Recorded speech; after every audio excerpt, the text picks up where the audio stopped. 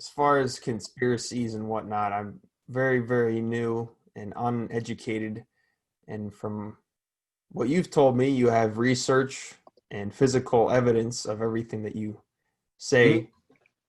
So, Yep, libraries, catalogs, videotapes, most of which. So so let's start with the nature of conspiracy theories first, so that people can look at that. So conspiracy theories, for the most part, as a modern term, are um, many of them are based in some kind of fact.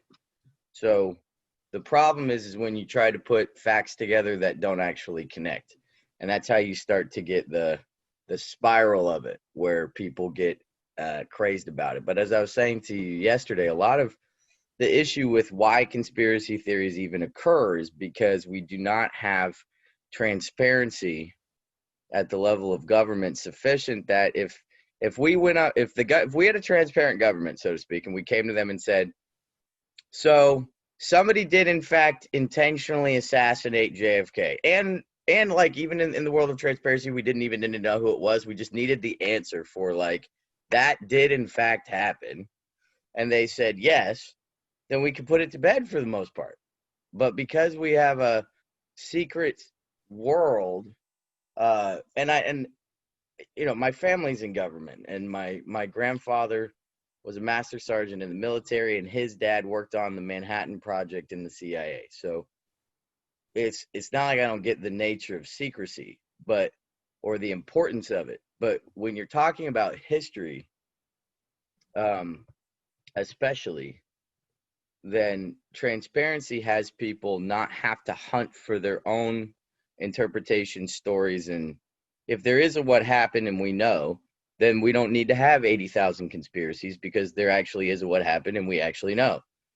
And so much of why you have so much information and then misinformation is because we're not being transparent. And that's around the world. I mean, the Chinese are uh, probably some of the best secret keepers ever, mostly because they have one of the oldest civilizations on the planet and they're very experienced at it. But we um, we have a bunch of, I'd say our generation and a little bit younger, are questioning the status quo in a way that most most generations haven't. There have been people inside of every generation that have questioned mhm. the status quo. But my generation, your generation, the generation after you, we're questioning everything.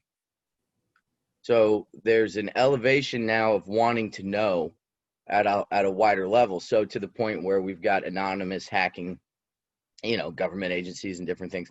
Just so it's like, no, the truth, it's the FBI. I think some of it might be even in the world of conspiracy theories, it's being raised on X Files, where it's like the truth is out there. So there's in the background, it's like, no, the truth is out there and we're going to find it.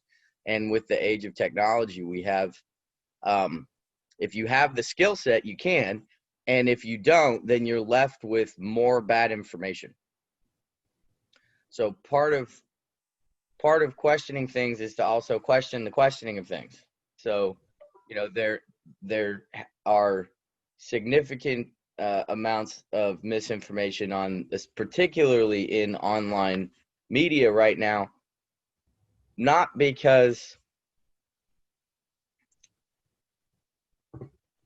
I want to say not because the Saudis own CNN and the conspiracy ball of whatever, and then you've got the monopoly of media, and all of that to a point is accurate.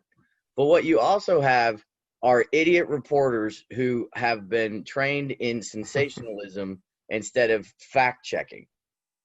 So what we keep doing is blaming things at the top, which is accurate. Okay, fine. But you have a uh, a corruption that's across the board, where it's more important to get your name in print than it is to tell the truth, which is what newspapers originally were for. They were called muckrakers.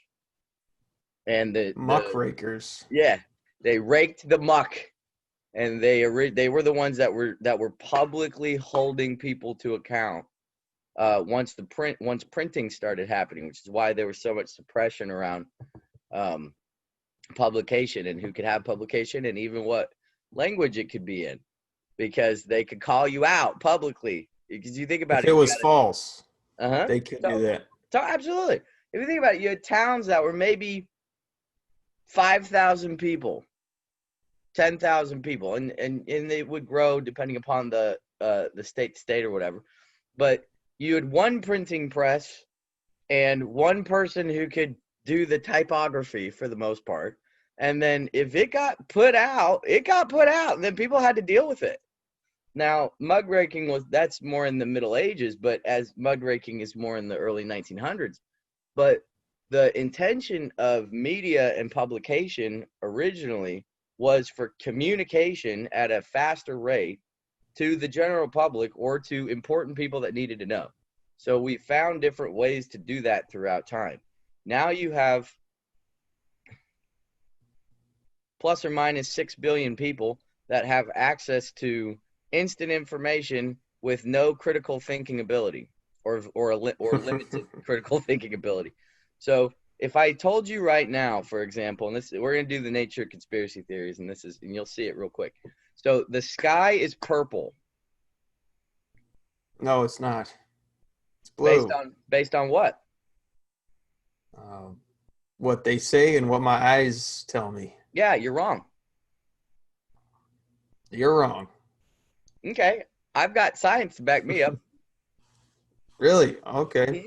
Yeah, see, people go with what they see and don't question it. Right. But the UV light rays, the sky is actually purple. We can't see the red. You can't see red UV. So the way that the eyeballs deal with it, and I'm bastardizing and overgeneralizing this science. So for you people who actually read stuff, I apologize. But there's blue and red light waves, and we can't see one side of it. Literally can't see it with the naked eye. So people would argue back and forth all you want to. Well, based on vision and the evidence you can collect, you and I can collect evidence all day long that it's blue. It's right in front of your face. Well, part of that don't you get?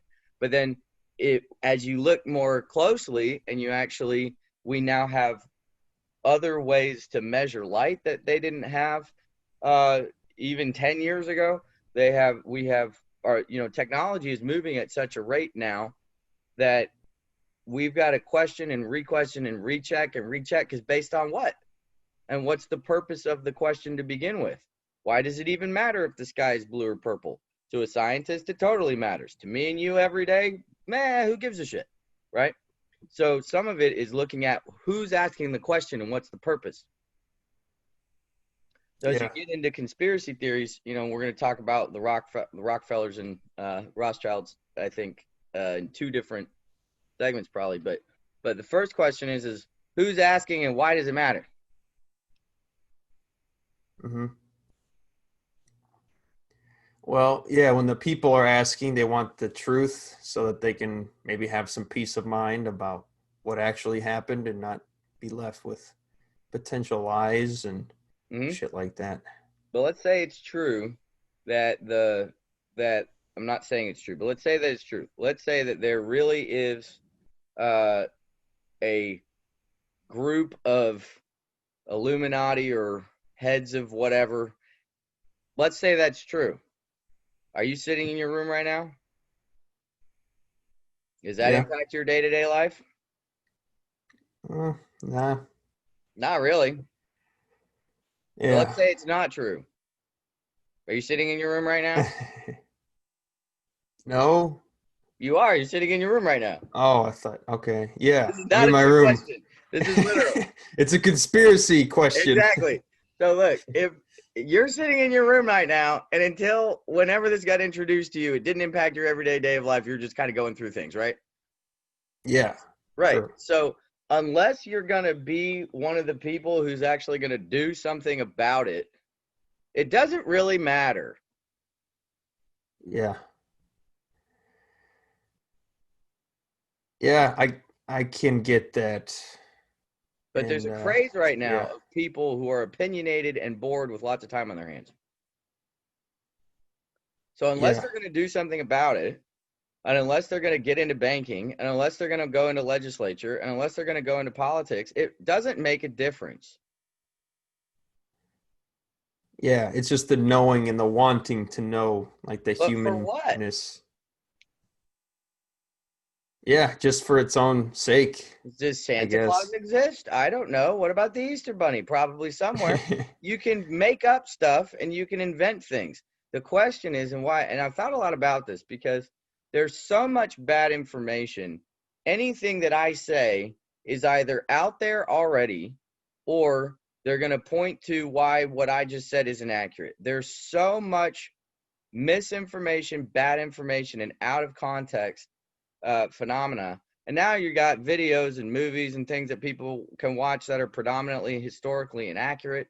And then you've got, so it's like now I've watched the History Channel. So now I know. I wouldn't go off that either, frankly, as a historian. Sometimes I watch things on there and I'm horrified. So And the the technology with creating media, you could just mhm, fake all that shit too. It's right. just So the question that for those of us that this sort of stuff matters, the question that we want to keep asking each other is why? Why does it matter? Because if it doesn't really matter, then we're wasting our time and a lot of upset for no reason that we're not going to do anything. We're going to go get drunk with our friends and, run to the gas station and call good. Okay, so I'm going to end this once and for all. Everything you think about the Rothschilds is true. Go for it. Does that solve okay. anything? No, Okay, good. Nothing you think about them is true. Does that solve anything? no. So we got to start opening a broader scope around, okay, why is it that we demand to know things? What are we going to do with it? Yeah, listen when I speak, I'ma make it nasty, but still gonna keep